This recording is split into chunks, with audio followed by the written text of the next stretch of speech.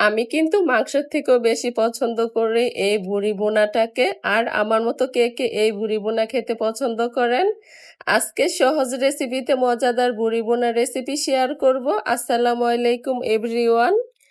1 KG পরিমাণ বট নিয়েছি। বটটাকে ভালোভাবে ধুয়ে পানিটাকে ঝরিয়ে নিয়েছি এখানে সবগুলো শুকনো উপকরণ। 1 টেবিল চামচ পরিমাণ হলুদের গুঁড়া, 2 টেবিল চামচ পরিমাণ মরিচের গুঁড়া, 1 টেবিল চামচ পরিমাণ জিরার গুঁড়া, 1 টেবিল চামচ পরিমাণ ধনিয়ার গুঁড়া, 1 টেবিল চামচ পরিমাণ গরম মশলার গুঁড়া, স্বাদ মতো লবণ। আর এই গরম মশলাটা কিন্তু আমি বাসায় নিজের হাতে তৈরি করেছি। আমার কাছে মনে হয় বাইরের গরম মশলা থেকে বাসায় নিজের হাতে তৈরি করে ওইটাতে যে কোনো কিছু রান্না করলে ওইটা খেতে আরো বেশি ভালো লাগে। আর দিয়ে দিচ্ছি 3 টেবিল চামচ পরিমাণ আদা রসুনের পেস্ট, 1 কাপ পরিমাণ পেঁয়াজ।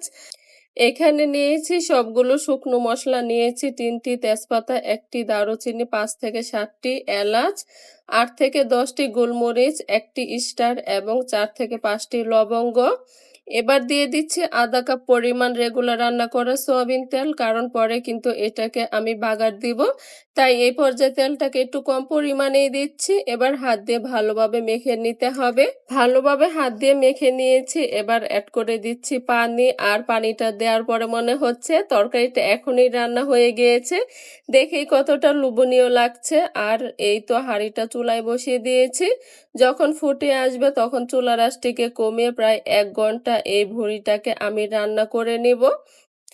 আগে দেখতাম মা চাচিরা এই ভুঁড়িটাকে প্রায় 2 থেকে 3 দিন রান্না করে তারপরে খেত।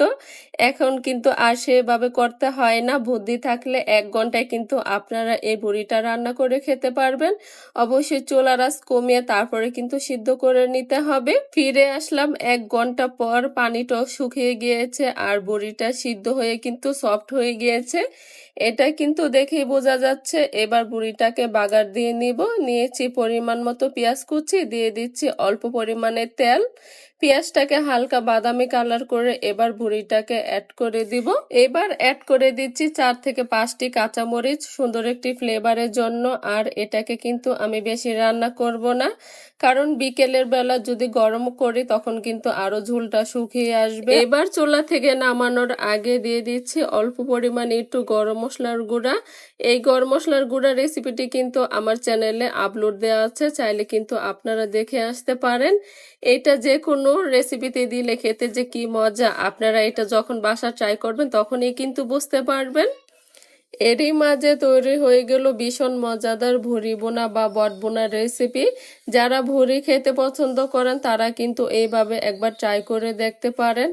আজকের রেসিপিটি এই পর্যন্তই ছিল। আশা করছি আজকের এই রেসিপিটি আপনাদের কাছে ভালো লেগেছে। যদি ভালো লেগে থাকে একটি লাইক দিয়ে রেসিপিটি দেখে নেবেন এবং আমার চ্যানেলটিকে সাবস্ক্রাইব করে পাশে থাকবেন। সবাই ভালো থাকবেন, সুস্থ থাকবেন। আল্লাহ হাফিজ।